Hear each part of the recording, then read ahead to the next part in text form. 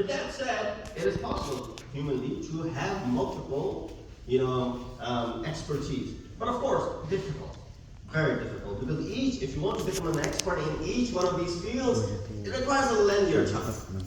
Those who became scholars after studying 10 years, of course, they are scholars at a lower level. Those who became scholars after studying for 20 years, you give them a higher level. Those who became scholars after studying for 40 years, you make them too much at. Right? Similarly, physicians, if they got their MD and then they did their house job and all that stuff, and then they started practicing, then they're not going to further their studies if they're not interested. It's like, that's it, I'm done. Yeah, I'm going to keep myself updated with the new therapies that are out there, but as far as study is concerned, that is something which I'm done with now. I'm just going to be practicing.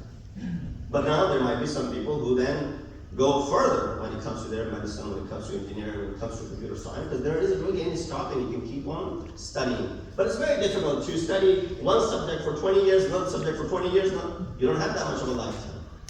So humanly it's possible. What am I trying to say? For Ma'asumin, that limitation was not there.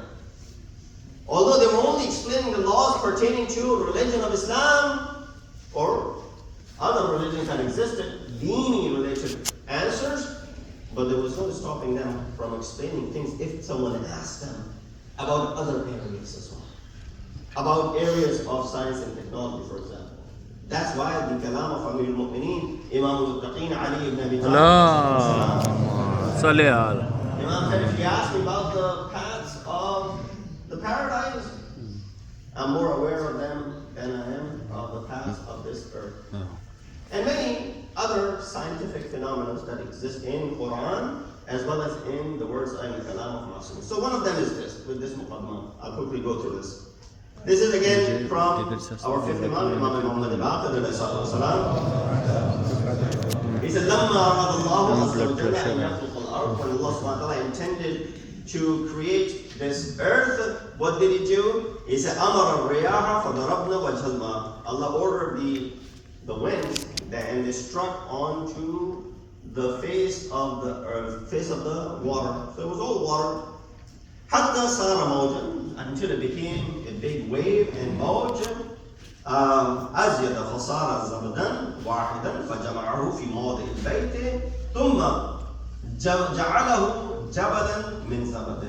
The foam that forms when the water gushes out with force. You've seen floods that are going. You see on top of that this foam, sort of substance that disappears after the water settles down.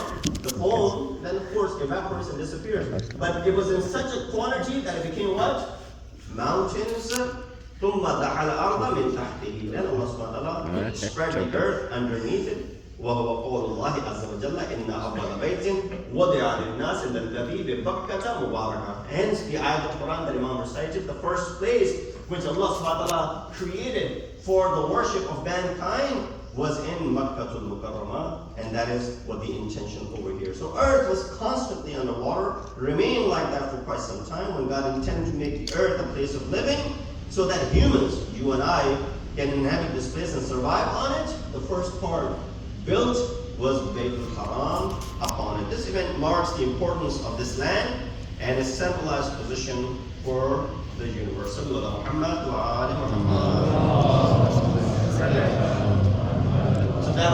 is the time when the mercy of Allah was spread out. If it wasn't for the mercy of Allah subhanahu wa ta'ala, the earth would not exist. If the earth didn't exist, then us humans would not have a place to live upon. Therefore, if one acknowledges that fact and worships Allah subhanahu wa ta'ala on this particular night and its day, will gain tremendous thawab. And I'll mention what some good rewards and the thawab are, because it's a favor of Allah subhanahu wa ta'ala. It's something that He gave us, to give it to us, and now what we do? We compensate by obliging and worshiping. So understanding the earth better. I understand this earth better. Again, there are people, geologists and others who will be experts in this field, and they'll be able to explain this better than me. But looking at some of the ayat of Quran, for example, in Surah Taha, ayat number 53, Allah says, why was the earth created? The Quran said, He who appointed the earth to be a cradle for you. That's the answer. Why was the earth created? It was appointed to be a cradle for mankind. So on numerous occasions it says, سَخَّرَ لَكُمْ مَا فِي الْأَرْضِ جَمِيعًا. Allah has created and gave possession to you whatever is on this earth. So earth is created for your sake. You're not created for earth, rather it's the other way around. It should be your subservient.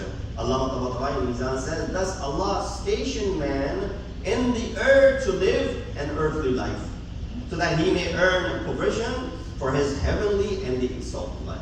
Yes, you're sent here on this earthly life, in this earthly body, to stay here for time being, which is appointed for you and everyone. That's why the concept of death is relevant to us. We live our lives and then we die, but is that it?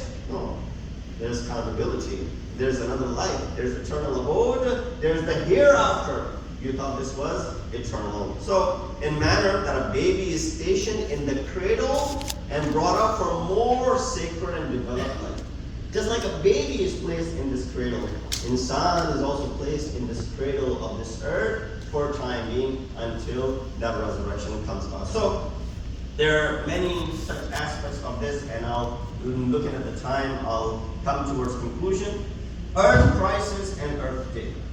We gotta really, while there are so many other human atrocities that are happening around us, and we've been constantly speaking about the atrocities that began not from October 7th, rather since the 1948. But first, the offense was taken toward Gaza, now towards Rafah. And the world, while there's uproar, we're not going to say that they're watching it silently. There is uproar on many areas of the world, but of course, it seems that everyone is content with what is happening and letting this play out and see how it will end on its own without taking any offensive towards it. But nonetheless, what is our duty in this regard, where there's very little that can come from people like you and I, ordinary people? We continue to raise our voice. We continue to create this awareness, which created, you saw in the past month or so, of course, it has been subdued by similar forces, where there was this awareness in the college campuses that were happening all around the country and spread to other parts of the world as well, looking at what was happening right here in the neck of woods, here in Columbia, NYU, and other major universities where you had seen these protests were taking place. While these protests were happening for humanity, which is of course the core, we need to worry about humanity. Humans are the reason why which this earth is created. But at the same time, when we speak about that, we also need to look at the earth crisis and the way we have undermined our earth. The depletion of the ozone layer, which acts like a sunscreen shielding the earth from harmful ultraviolet radiation. This is due to the usage of goods from containing CFC gases. Some dangers of ozone depletion are skin cancers, eye disorders, global warming, which we all are witnessing a great deal.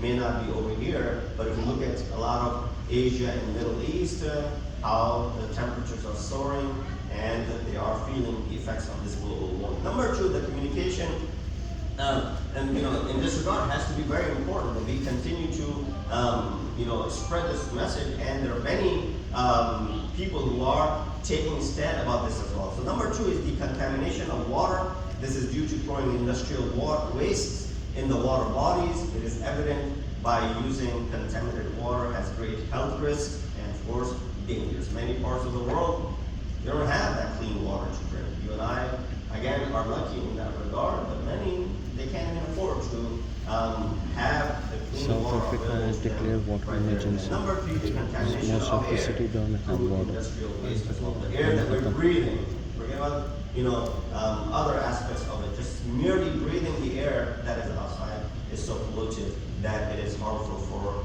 humans. So it is our duty indeed, while this is the earth that Allah has created for us, and Da'wah al-Ard will be on this Sunday, and inshallah we'll mention some of the amal that could be performed. One of the amal, and I'll conclude.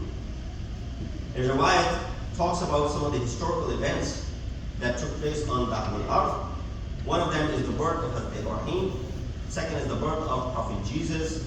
Third is that Prophet of Islam went for Hajjatul Wada on this day. So when Rasulullah left for Hajj, he left on 25th of Dhul Qa'dah. Some tradition indicate that the reappearance and the Ubur of Imam of our time, Imam Mahdi Ajalullah.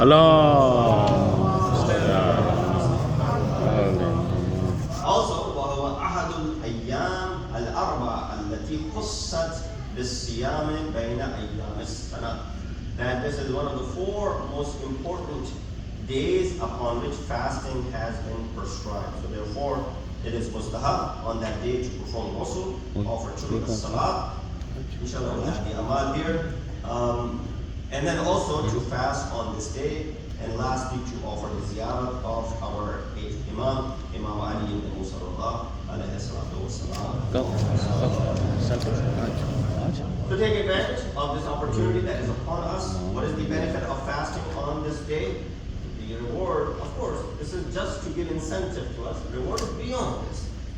60 years of ibadah is compared with fasting on the day of Ahl-e-Bait. If you often fast on the day of 25th of Ramadan, and on the days are long now, Maghrib is happening at close to 8:40, but you have fasted in the past during the month of Ramadan, but it came 10 years ago, so it's not that difficult. If you can, indeed, it carries a great deal of reward, inshallah, for you in this life and in the hereafter. We ask Allah subhanahu wa ta'ala, give us the tawfiq and ability to be able to protect the earth that we live upon.